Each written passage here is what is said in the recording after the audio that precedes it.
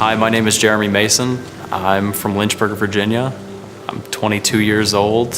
One summer when I was interning at BWXT, I met Daniel Gunter, and he invited me to go wakeboarding one day. And it was really cool. We had a blast.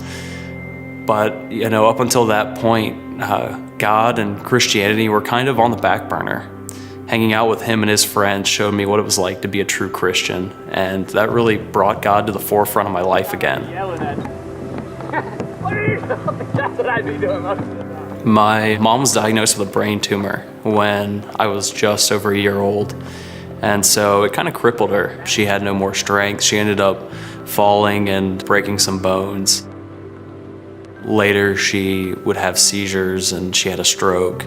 It was tough to have your mom physically there, but not mentally. She was no longer the same person that she was when she and my dad got married. He kind of did his best to teach us proper morals and values, but he had a hard time doing it on his own. My grandma was really involved in the church, and she took us every Sunday, and the pastor said, if you're here today and you don't know Christ, pray this prayer with me. And out of fear, I, prayed the prayer because I didn't want to go to hell, and I believed in Jesus. And I kind of vowed that day that I would try to live such that people would see the light of Christ through me. But that never really took place. I strove for worldly excellence. So I think that maybe, it didn't truly happen when I was 12. I think that, it wasn't real until just recently.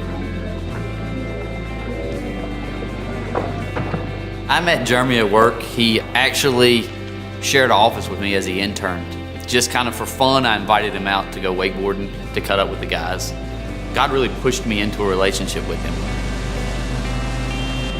None of my friends knew Christ. Some of them were atheists. None of my relationships were in any way godly. And hanging out with Daniel and his friends, I saw what it was like to be a Christ follower. We really didn't have much of a relationship at that point. It wasn't until the following summer when I interned again and we went wakeboarding a few more times, started hanging out a little more. I actually told him a lie about one of the relationships that I was in. I told him that I wasn't seeing this girl when I actually was. But he caught me in my lie, and he called me out about it. He basically pulled me aside and said, "You say you're a Christ follower, but that's not what a Christ follower does." I was shocked when he was so just forthright with me. But I guess the more I thought about it, the more I appreciated him doing that. After that experience, that conversation that we had, I got pretty introspective and started to do a lot of thinking about what I really believed. It was from then on that we started hanging out more and more. He invited me on a river rafting trip with the parking team, so I got to meet some of those guys. He just slowly got involved in my life. God tended to really prompt me to pursue. And Jeremy was a guy who was a super polite, super rule follower, kind of opposite of my personality. You could really see he was determined he was gonna do life right. But it was him. And God just continued to push me into that. Like, invest time in it, invite him to our house. If you're around me, you're gonna hear about my faith. Like, I feel like you have to know who I am. That's part of who I am. So as he came around the house, that became such a important part too. And I saw him consciously make an effort of, hey, I think this is what I believe. I'm just gonna start doing all these things. And he followed the rules just great. But then every now and then he would just stray way over here. He had control. God had no control.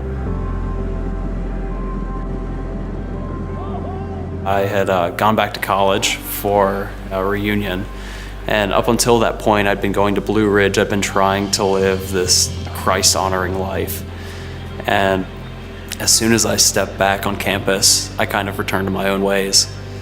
Had the same vocabulary, hung out with the same people. I actually blew off some friends to go hang out with another group and ended up hooking up with this girl that I'd gone on a few dates with the year before. I returned back from Charlottesville the next day and told Daniel. He didn't say very much, but the next day at work, he was like, "Let's get lunch." Daniel did what he does best and pulled me aside again and said, "That's not what a Christ follower does. God has rules about this. He's laid them out in the Bible, and as a Christ follower, you have to accept those rules." Like I said, I'm a good rule follower, but there were certain rules that I wasn't willing to obey. So the next day, we left work early and went out on the lake. We had an 80-degree day in October, and we were going to take full advantage of it. As soon as we put the boat in the water, Daniel got a Bible verse on his phone, and it was just so pertinent to what I was going through, because that day I was super uneasy because of this kind of wrestling match that I was having with God. Like, I believe in you, I love you, but I kind of want to do what I want to do. And so we had a good time that day. We wakeboarded, we wake surfed, we just had a bunch of fun out on the water, and Daniel's Bible alarm went off. So we stopped the boat, brought everyone in, and we did a devotional out on the lake. And so after that, we continued to wakeboard, and when the sun went down, we decided to ride up the lake and get some food. I went inside to pick up our pizzas, and when I brought them back to the table, I sat down, and I'm someone who normally has to think of what he's going to say before he says it, but the words just kind of came out of me at that moment. I said, "Guys, I'm going to surrender my life to Christ tonight." They got really excited. They jumped out of their chairs. They said, "Let's throw the pizza in the lake." Like, we got back in the boat, and Daniel said, "We're going to drive back to the dock. You just tell us to stop when you want us to, when you feel it's right." And so we rode out into the middle of the lake. At one point, I just told him to put the boat down. We're going to stop right here, and we're going to do it right here.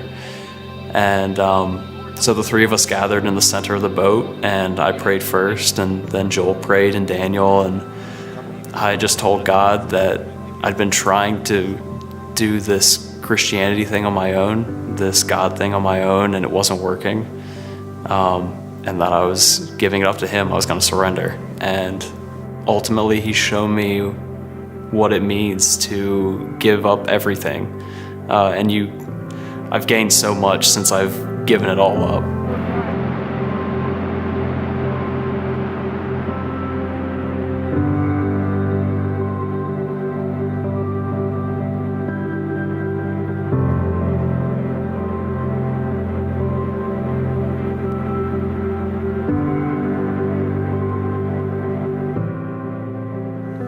Well, Jeremy, this is exciting.